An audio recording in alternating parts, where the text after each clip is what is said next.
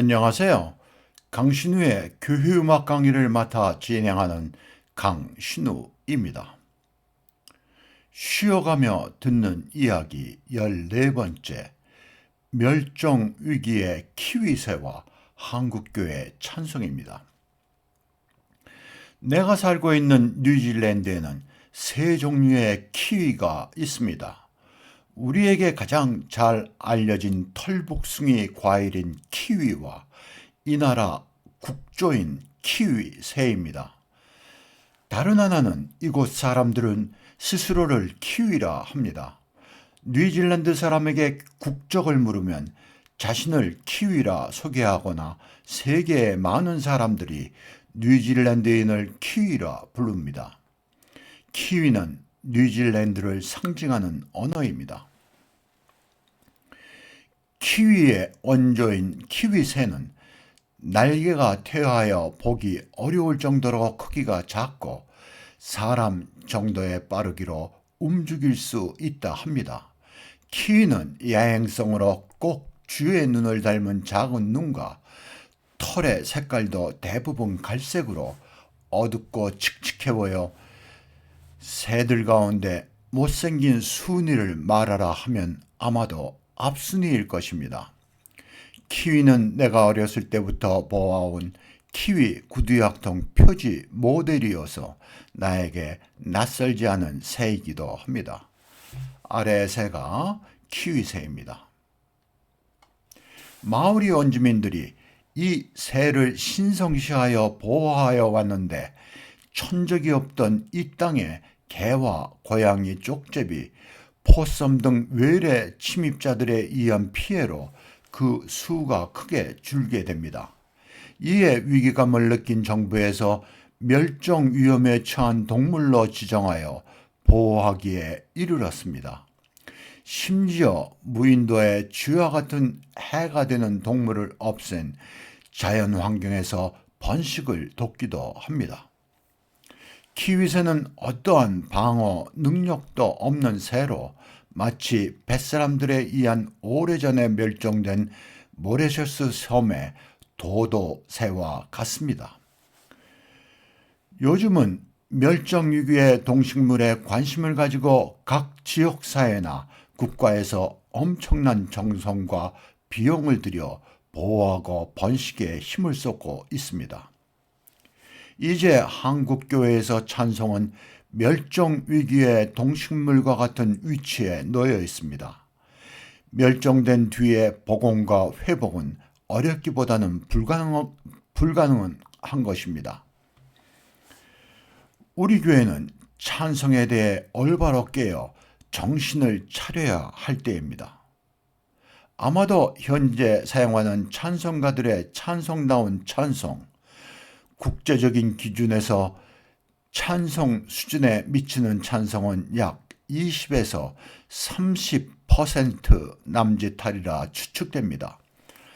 찬송에 관심 있는 사람은 외국에서 발행된 여러 교단의 찬송들과 비교하여 보면 나의 의견에 동의하리라 생각됩니다. 미국의 오래된 복음가는 우리가 가장 애청하는 찬송 아닌 찬송으로 우리 찬송가의 그 수가 가장 많습니다. 이들 복음가는 미국의 교단 찬송가에서는 거의 찾아볼 수 없습니다. 한편 독일이나 영국과 같은 찬송의 종주국을 제외한 나라에서 자국인의 찬송 저자와 작곡가들의 찬송의 수는 세계 어느 나라보다 많은 것 같습니다. 근래 와서 한국 사람들이 쓴 찬송이 많이 실리게 되는데 어떻게 보아야 될지 잘 모르겠습니다. 내가 성가대 지휘자로 일하던 시기에 저녁 예배와 같은 때에 흩어져 앉아있는 교인들을 한 군데 모이도록 하는 때에 찬송을 부르며 자리를 정돈하던 기이한 모습이 떠오릅니다. 이는 예배 전의 준비 찬송인 것입니다. 우리에게 찬송은 시간을 메우기 위한 것이나 분위기를 활성화하기 위한 수단의 도구일 때도 있습니다. 예배에서도 우리 교회들의 눈높이 문화의 결과인지 몰라도 부르기 쉽고 잘 아는 찬송만을 부르기를 고집하고 있습니다. 지금은 통일된 하나의 찬송가를 고집합니다. 교회에 책임 있는 어느 지도자는 세계 어느 나라에서도 그 이루지 못한 찬송가의 통일을 이루었다며 자랑스레 말하고 있습니다. 교단과 교파에 관계없이 하나로 통일된 찬송가를 사용하는 나라는 세계 어디에도 없습니다. 하나의 통일된 찬송가의 보다 큰 문제는 찬송의 절대수가 적은 것입니다. 이는 우리 찬송가가 운물이라면 이에 비해 외국의 찬송가들은 호수, 이보다 바다에 비유할 수 있는 것입니다. 미국의 많은 교단과 교파에서 각기 그들의 찬송가를 가지고 있어요. 아마 그 수가 수백 종에 이를 것입니다. 그 안에는 많은 찬송들이 포함되어 있죠. 그러니까 그 찬송의 수를 보면 미국의 찬송은 바다에 비유할 수 있는 것입니다. 한국의 찬송은 운물이라 말할 수 있다는 이야기입니다. 지금 우리나라의 경제 수준과 교회의 재정에서 볼 때 찬송가 발행에서 얻는 판매 수익은 그리 크지 않을 것 같은데 이에 대한 뒷얘기도 심심치 않게 들립니다.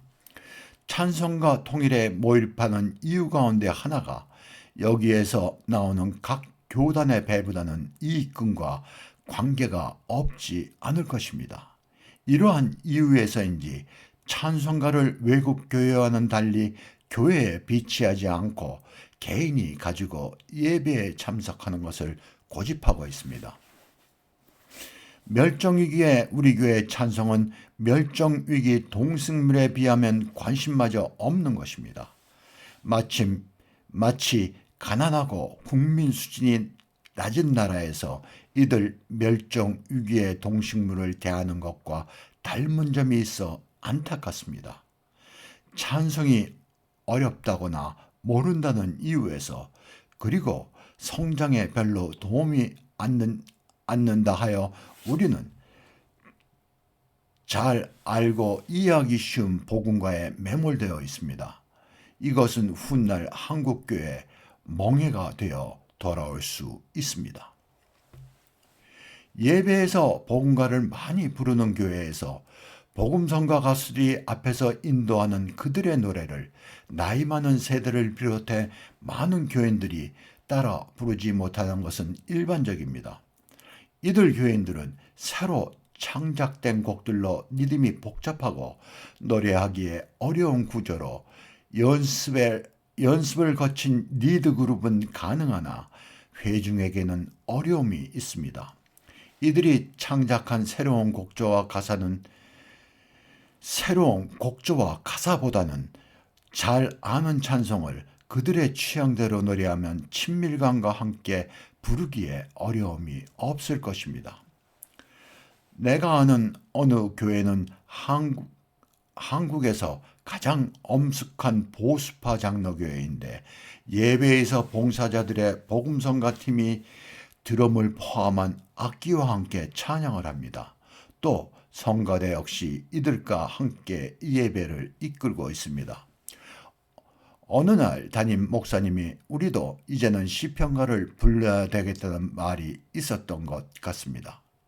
아마 목사님이 우리가 보수파 장로교회인데 이렇게 복음성가를 많이 예배에서 불러야 되나 하는 갈등이 좀 있었던 모양입니다. 초기 개혁교회에서 시편가만을 부르다 지금은 찬송과 함께 시편가도 부르곤 하는데 시편가는 제한된 내용의 찬송이기 때문입니다. 한편 우리에게는 시편가는 전혀 준비되어 있지 않습니다.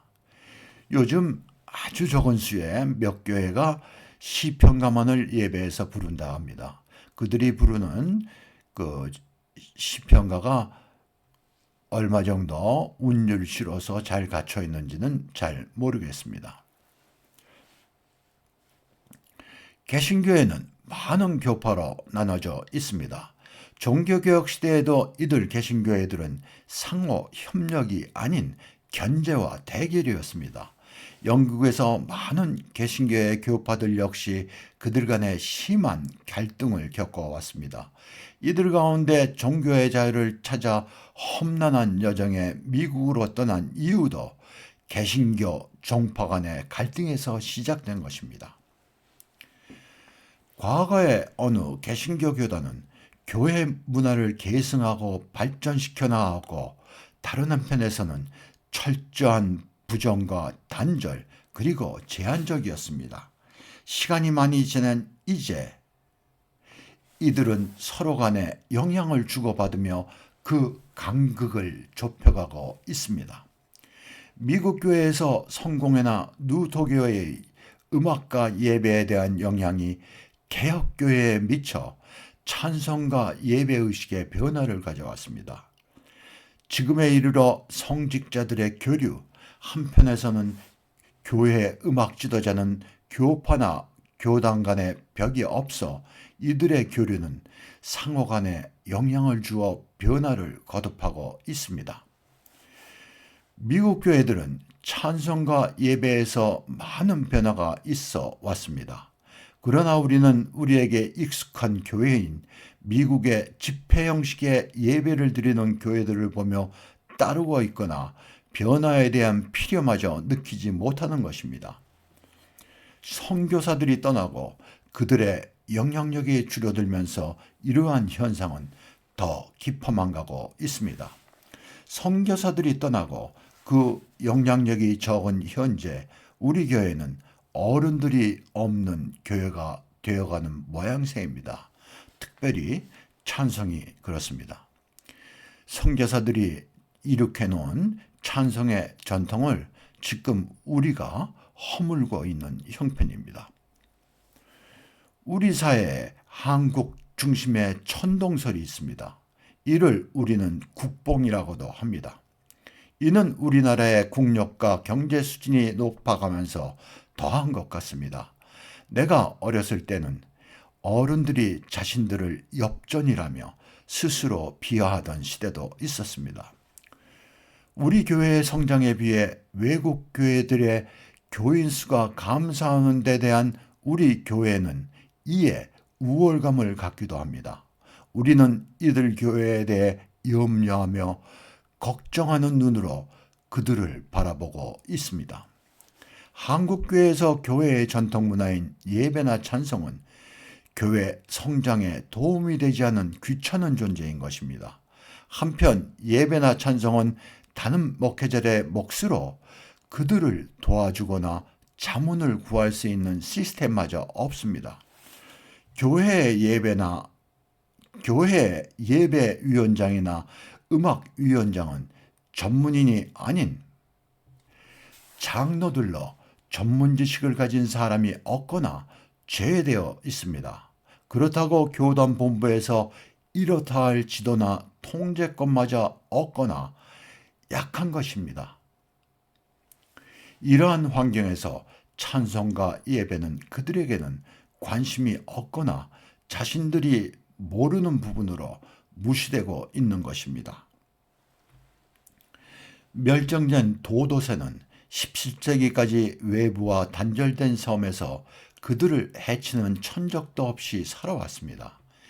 이 새는 사람들을 무서워하기보다 호기심마저 보였다고 합니다.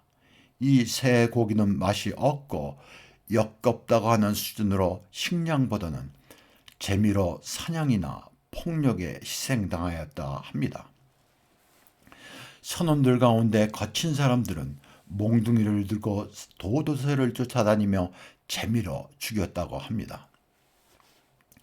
그 뒤에 외부에서 쥐나 돼지 같은 육지의 동물들이 들어오면서 완전히 멸종이 되어 이제는 전설에서나 남아있는 새입니다. 옆에 있는 그 그림이 도도새입니다. 요즘 과학기술이 발달해서 이렇게 새들을 복원할 수도 있는 모양입니다. 이 새의 키가 한 1m 됐다고 그러니까 꽤 큰 새였던 것 같습니다. 이에 비하면 뉴질랜드의 키새는 도도새와 형편이나 환경은 같았으나 원주민인 마오리들이 이 새를 신성시하여 보호하였고 외부에서 천적들이 들어온 뒤에 멸종 위기에 처하게 되자 일찍이 지역사회와 국가의 보호로 그들의 멸종을 막을 수 있게 되었습니다.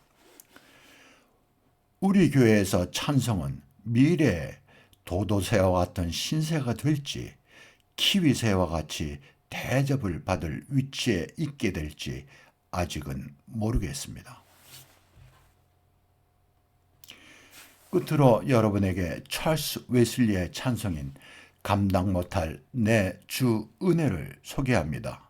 마침 칸타타 드 미너 합창단 김대성 목사님이 악보를 정사해 주어 소개하는 것입니다. 이 찬송은 내가 찰스 웨슬리의 책이 있습니다. 김진두 목사님이 쓴 찰스 웨슬리에 관한 책인데요. 그 책에 있는 이 찬송을 소개하는 것입니다. 우리 교회에서 불리기를 바랍니다. 이 찬송은 복음가로 분류될 수 있는 내용으로 이해하기 쉽고 감성적인 찬송입니다. 곡조 역시 활달하여 힘차게 부르기에 알맞습니다. 끝부분 놀라우신 주의 사랑에서부터 합창으로 노래하며 변화를 줄 수 있습니다. 이 부분이 곡의 구조로 볼 때 꼭 후렴 부분으로 되어 있어요. 그래서 앞부분을 재창으로 노래하다가 그 부분에서 합창으로 노래하면서 변화를 줄 수도 있겠습니다. 이 찬송을 예배가 끝나고 회중이 퇴장할 때 성가대가 여러 주일 동안 반복하여 노래하면 회중의 귀에 익숙하게 될 것입니다. 한번 시도하여 봄직합니다. 과거 내가 성가대를 지하면서 새로운 찬송가들을 회중에게 보급했어요. 그때 이런 방법을 사용했습니다. 그러니까 회중들이 여러 주일 들어서 귀에 익으니까 배우기도 쉽고 친숙한 감을 갖게 되는 것입니다. 아주 좋은 방법이었었어요. 여러분들도 한번 시도하여 보시기 바랍니다.